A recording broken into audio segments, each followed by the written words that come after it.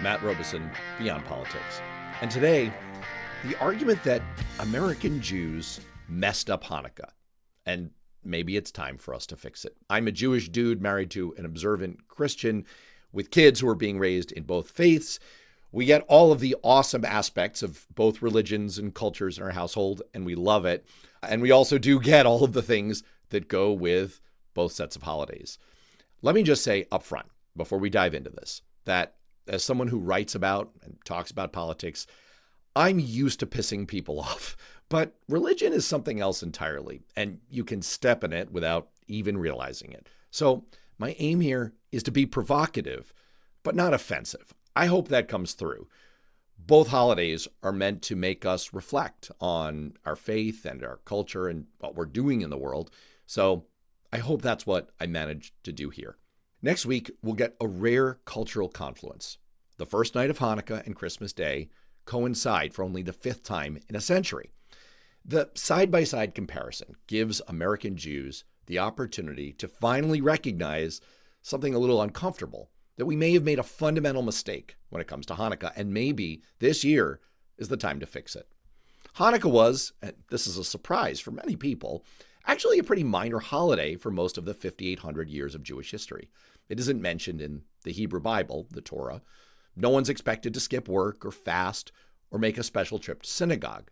So how did it get plucked from this relative obscurity to become the most recognizable Jewish holiday in the United States? Hanukkah has one key feature. It falls close to Christmas on the Jewish calendar. The Jewish calendar bounces around because it's lunar, but pretty close. That made it the best candidate for a Jewish response to the new American Christmas that started emerging about 150 years ago. At that time, American Jews were trying to work through some complicated issues. Most of them were relatively recent immigrants, and so they wanted to assimilate into American culture, but they wanted to remain distinct.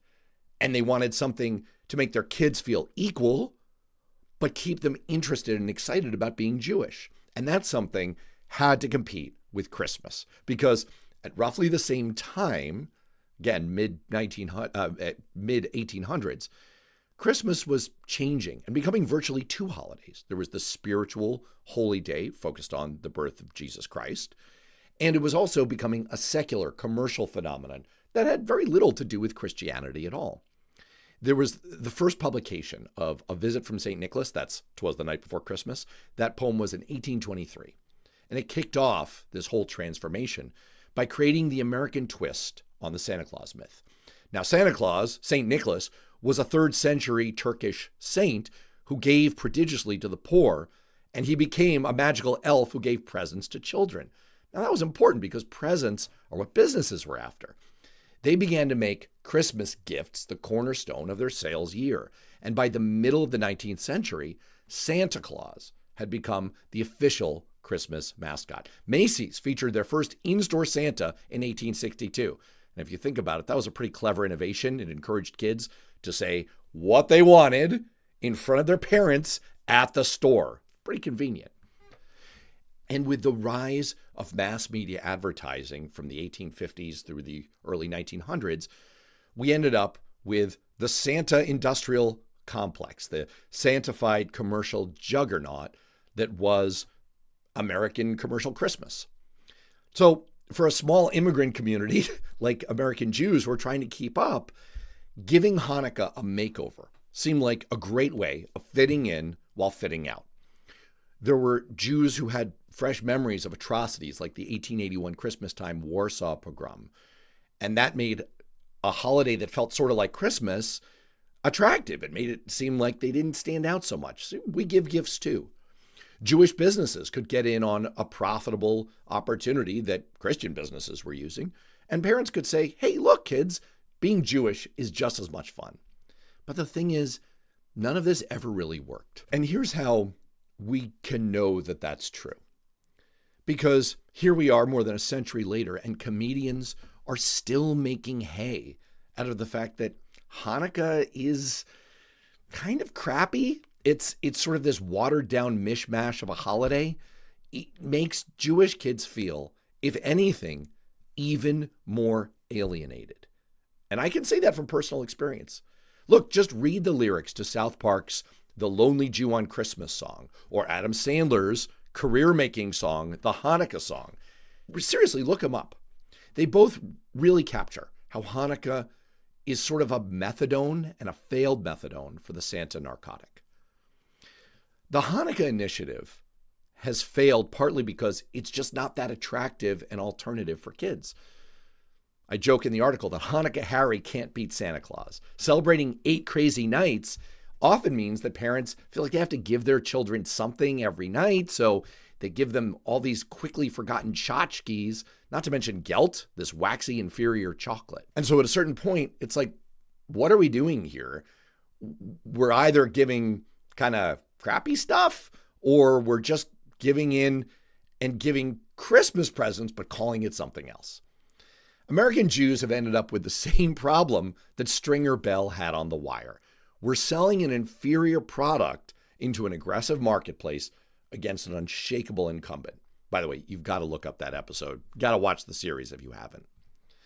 Hanukkah has also failed because we're trying to compete in an unseemly race to the bottom.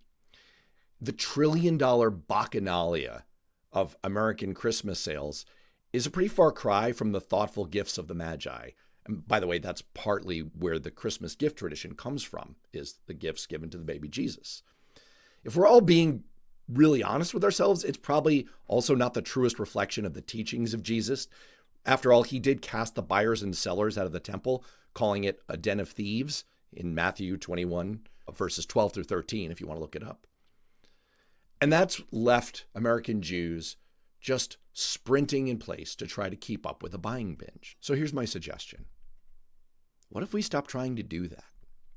For one thing, step one, let's stop giving Hanukkah presents. Or at the very least, let's take some cues from Kwanzaa. Kwanzaa was invented in 1966, and it was a very intentional, thoughtful effort. It established a tradition of giving modest, meaningful gifts to children, only to children, and keeping it separate, i.e. after Christmas, no Santa myth, and presents had to come with a cultural or spiritual significance. And at the same time, I know this is going to be controversial, just bear with me on this. If people want to give more lavish presents than the 8 crazy nights tchotchkes, do it. Go ahead. Just call them what they are.